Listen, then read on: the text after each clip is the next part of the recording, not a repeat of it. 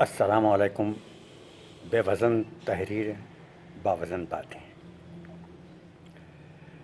جو تعداد میں بہت کم ہیں، اس لیے ہمیں چاہیے کہ ہم جمہوریت کی خواہش کرنا اس وقت تک چھوڑ دیں جب تک ہماری قوم تعلیم یافتہ ہو نہیں جاتی۔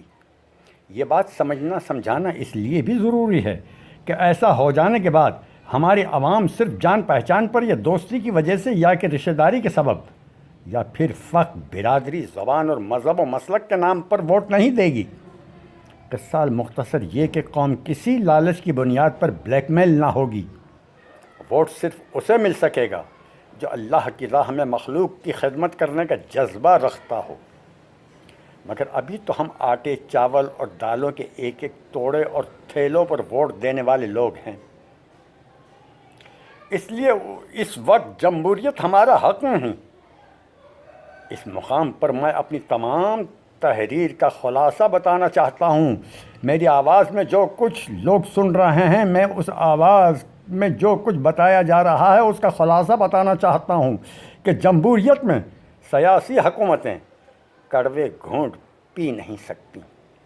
وہ فیصلے جو قوم اور وطن کے حق میں ہوں، دیرپا ہوں اور بہتر ہوں، کر نہیں سکتی، جبکہ خاص فیصلوں کے بغیر میری قوم دنیا کی سردار قوتوں اور قوموں کی فہرست میں شامل ہو نہیں سکتی۔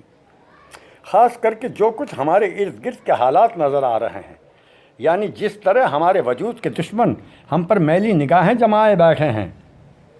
ہمیں جمہوریت کے شوق سے ایسے حالات میں لا تعلق ہونا ہی پڑے گا۔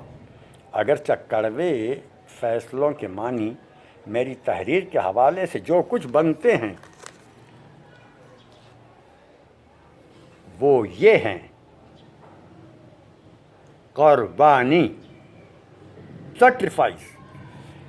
سیاسی حکمران جانتے ہیں کڑوے فیصلوں سے خاص لوگ ناراض ہو جائیں گے۔ اسمبلیوں اور وزیر اعظموں کی کرسیاں ہلنے لگیں گی، حکومتیں ٹوٹ جائیں گی۔ حکومت گرنے، ٹوٹ جانے جیسی اور کرسیاں ہل جائے ایسی قربانیاں جمہوریت پسند لوگ دے ہی نہیں سکتے، کیونکہ یہ سیاستدان بہت کچھ مال خرچ کر کے حکومتی کرسیوں پر بیٹھتے ہیں۔ قوم پاکستان کو یہ بھی جان رکھنا چاہیے کہ کوئی تدبیر سپورٹ اسکیم ہو یا بے تدبیر سپورٹ اسکیم، گھی کنستر ہو یا چینی کا ٹھیلا، یہ سب کچھ کسی دینے والے کی جیب سے نہیں بلکہ قوم کی جیب سے قوم کو بھیگ دی جاتی ہے۔ ویسے یہ کام زیادہ تر گاؤں اور گوٹھوں میں کیا جاتا ہے۔ دراصل الیکشن لڑ کر حکومت بنانے والی سیاسی پارٹیاں اپنے علاقے میں ووٹر وغیرہ کو یہ بھیگ دیتے ہیں تاکہ یہ ووٹر انہیں ہمیشہ ووٹ دیتے رہیں۔ گو کہ یہ سارا گورکھ دھندا انتخابات کے وقت سے کچھ پہلے تک ہی ہوتا ہے۔ الیکشن جیتنے کے بعد ایسا وقت حکومت کے دن پورے ہونے سے پہلے کبھی نہیں آتا۔ کچھ اسکیمیں مجبوراً جاری رکھنی پڑتی ہیں، کیونکہ ایسی اسکیموں کی آڑ میں دنیا سے روپیہ یا بٹورنا جو ہوتا ہے۔ مگر ہمیں معلوم ہونا چاہیے کہ ایسی کچری امداد کے نام پر جو کچھ حاصل کریں گے وہ سب کچھ ہم پر قرض ہوتا ہے جو ہماری نسلوں تک کو بھرنا اور چکانا پڑے گا۔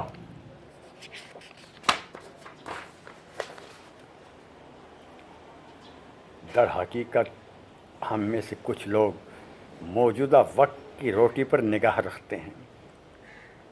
معلوم ہوتا ہے ہماری نگاہیں کل پر نہیں کہ کل کیا ہوگا، کل کیسا ہوگا۔ ہمیں علم ہونا چاہیے کہ ایسی امداد لینے والے تعداد میں 20-25 لاکھ بھی ہوں، 50 لاکھ بھی ہوں، تو یہ 20-25-50 لاکھ لوگ 22 کروڑ لوگوں کا مستقبل تباہ کرنے کا سبب بنتے ہیں۔ سچائی تو یہ ہے کہ ہم اپنی کم علمی، ناتجربہ کاری اور نادانی کے سبب اپنی ایک بوٹی کے لیے قومی اونٹ ذبح کر ڈالتے ہیں۔ اگر یہ ہمارا تمام حال یہ ہمارا تمام حال زار باشعور قوم ہونے کی دلیل ہے۔